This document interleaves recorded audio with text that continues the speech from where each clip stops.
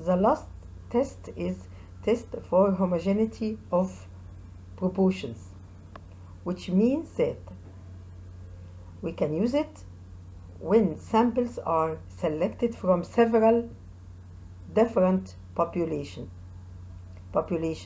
and the researcher is interested in determining whether the proportions of elements that have a common characteristic are the same for each population. That is to say, we have 3 or 4 populations or categories for the same populations, and we want to be sure that there is the same proportion for each category.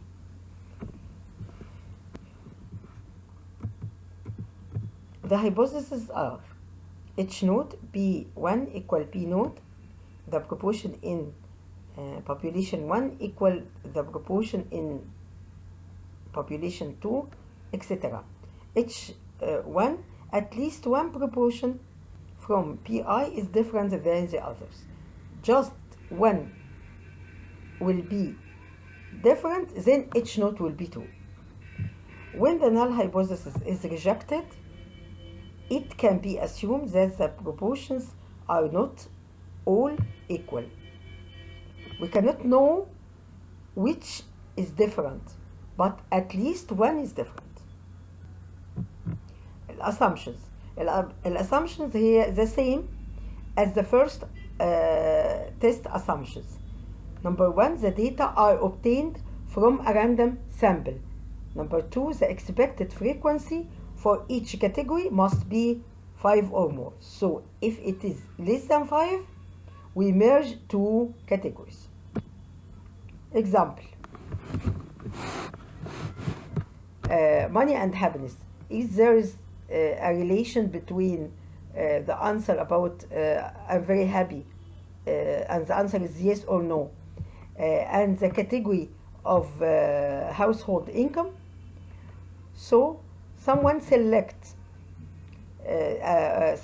100 people from each of 4 income groups, so we have 400 as a sample, and asked them if they were very happy.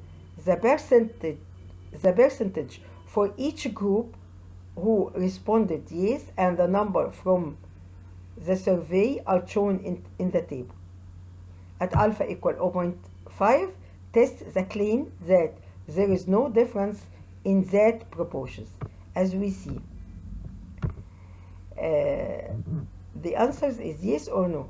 This is the rows. The household income, we have 4 categories. Each one had their answers. So yes, when the income is 30,000 is 24. But when the income is 30,000 is 33. And the people who say yes is 144. The total of that row. And for no, they are the complement of the 400, so they all are 400. Now we will state the hypothesis, which is step 1. H naught P1 equal P2 equal P3 equal P4, because we have 4 categories. H1, at least one is differ from the other. Find the critical value. The critical value is depends on alpha and the degrees of freedom.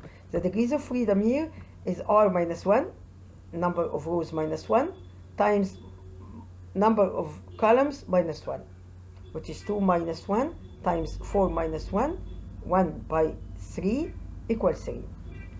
And alpha equal 0.05, which is given. The critical value from the table will be 7.8.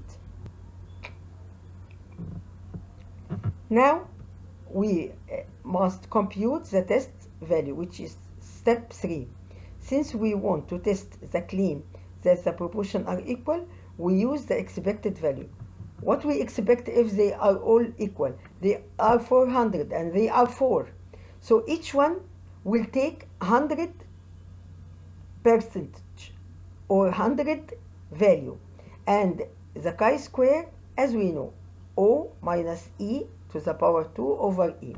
So E11 for the first cell is a number of rows, row sum 144, column sum, which is 100 over 40, over 400.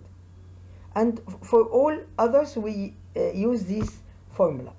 So this is the expected values. Now we will put the expected values beside the observed values in order to calculate chi-square. So chi-square for the first cell is 24 minus the expected, which is 36 to the power 2 over the expected, which is 36. And for all the other we do it like this. We have number of cells equal 8. So we have 8 terms to be added to each other. The value of chi-square is 14.14 or 0.15. As we see, we must reject the null hypothesis since we are in the rejection area, which we can see. Step 5, summarize the results. There is enough evidence to reject the claim that there is no difference in the proportion. So the incomes seem to make a difference in the proportions.